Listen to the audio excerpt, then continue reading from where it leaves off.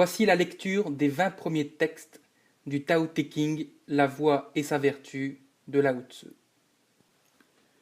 La voie qui peut s'énoncer n'est pas la voie pour toujours. Le nom qui peut la nommer n'est pas le nom pour toujours. Elle n'a pas de nom. Ciel et terre en procèdent. Elle a un nom, mère de toutes choses. En ce toujours n'étant, considérons le germe. En ce toujours étant, considérons le terme. Deux noms issus de l'un. Ce deux-un est mystère. Mystère des mystères, porte de toute merveille. Quand chacun tient le beau pour beau, vient la laideur.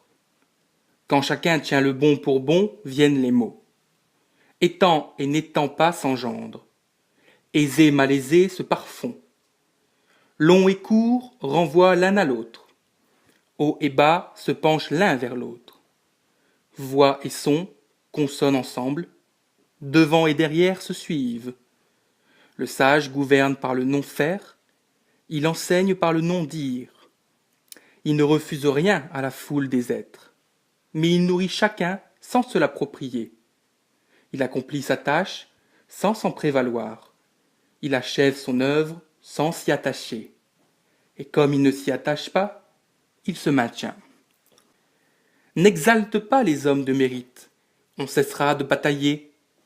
Ne fais nul cas des choses rares, on cessera de dérober. N'exhibe pas ce qui porte à l'envie, le peuple aura le cœur en paix. Pour gouverner, ainsi le sage, faire le vide dans les cœurs, faire le plein dans les ventres, énerver l'ambition, fortifier les os, garder le peuple du savoir et du désir, faire en sorte que les finaux n'osent rien faire, fait le non-faire, tout rentrera dans l'ordre. La voie est comme un bol vide que nul usage ne comble, un sans fond dont toute chose a tiré son origine. Elle émousse tout tranchant, elle démêle tout nœud, elle fond toute lumière, elle fait un de toute poussière. Cachée dans les profondeurs, elle semble être à jamais, enfant de qui, je ne sais, l'aïeul du souverain. À ciel et terre, point d'affection, tout lui est chien de paille. Au sage non plus point d'affection, le peuple lui est chien de paille. Ciel et terre est comme un soufflet, vide et pourtant inépuisable. Plus il s'active, plus il évente. On a beau en parler, nul ne peut le sonder. Mieux vaut rester au centre. L'esprit du Val ne meurt point. C'est le mystérieux féminin. Lui du mystérieux féminin est racine de ciel et terre, traînant comme un filandre à peine s'il existe, mais l'on y puisera sans jamais qu'il s'épuise. Le ciel dure, la terre persiste. Qu'est-ce donc qui les fait persister et durer? Ils ne vivent point pour eux-mêmes, voilà ce qui les fait durer et persister. Le sage met son corps derrière, on le place devant. Il n'a pas souci de son corps, par là, même son corps se maintient. N'est-ce pas qu'il est sans moi propre? Par là, même son moi s'accomplit. L'homme du bien suprême est comme l'eau. L'eau bénéfique à tout n'est rivale de rien. Elle séjourne au bas-fond des deniers de chacun. De la voie, elle est toute proche. Choisis un bon terrain pour ta demeure. Choisis le profond pour ton cœur. Choisis envers autrui la bienveillance. Choisis en parole la vérité. Choisis en politique le bon ordre. Choisis en affaires l'efficacité. Choisis pour agir l'opportunité. Ne rivalise point, tu seras sans reproche. Qui saisit et remplit sans cesse, il ferait mieux de s'arrêter. Qui bat sans cesse un glaive et sans cesse l'aiguise, la lame en sera vite usée. Qui accumule en sa maison l'or et le jade, n'en pourra défendre l'entrée.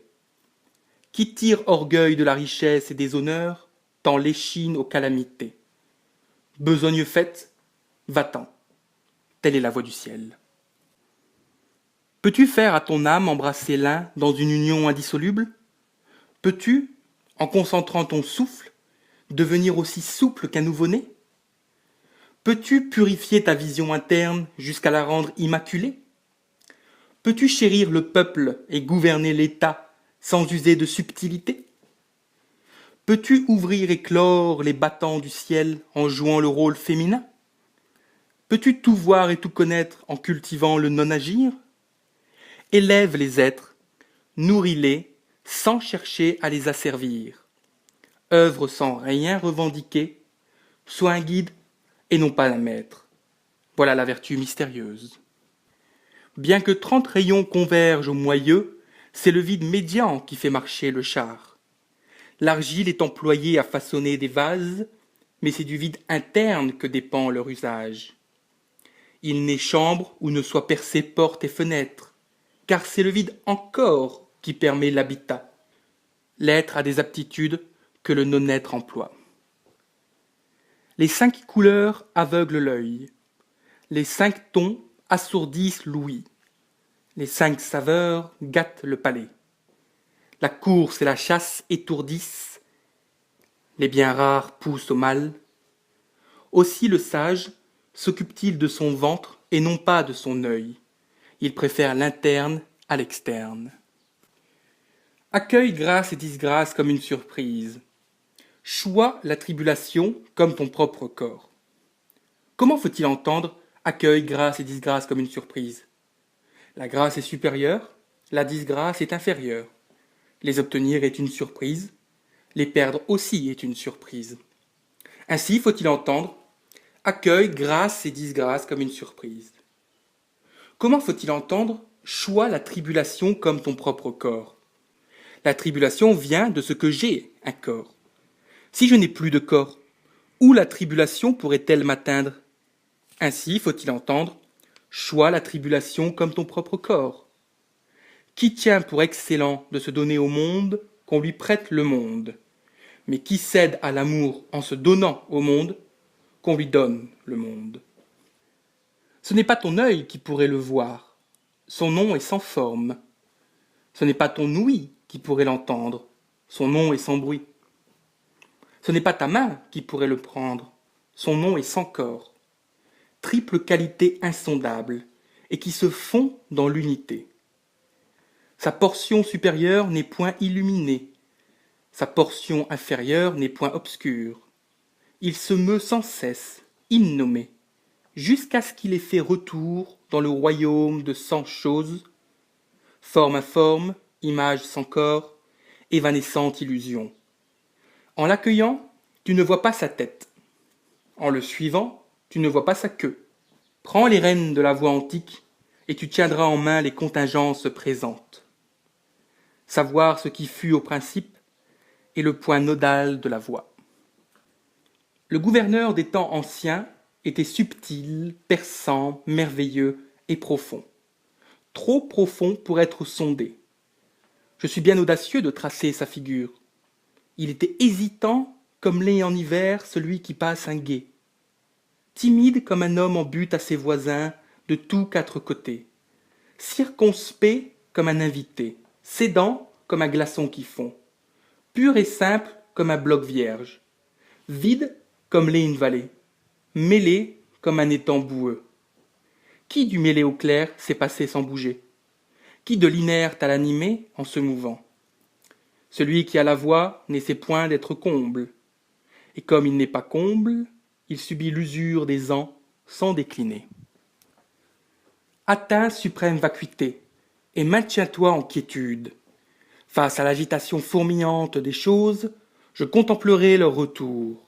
Car toute chose après avoir fleuri retourne à sa racine. Retour à la racine à non quiétude. À non retour à destinée. Retour à destinée à non constant. Connaître le constant, illumination.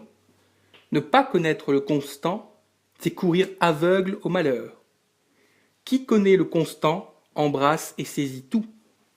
Quiconque embrasse et saisit tout, il sera juste.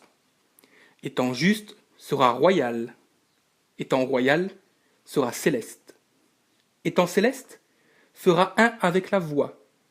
Et faisant un avec la voix, persistera. Toute sa vie durant, il échappe au péril. Le meilleur gouverneur est ignoré du peuple. Ensuite vient celui que le peuple aime et loue, puis celui qu'il redoute. enfin celui qu'il brave. Si tu perds confiance en autrui, autrui perdra confiance en toi. Le sage est effacé et homme de peu de mots. Lorsqu'il a fait son œuvre et que chacun prospère, voilà le fruit de nos efforts, clame sans voix.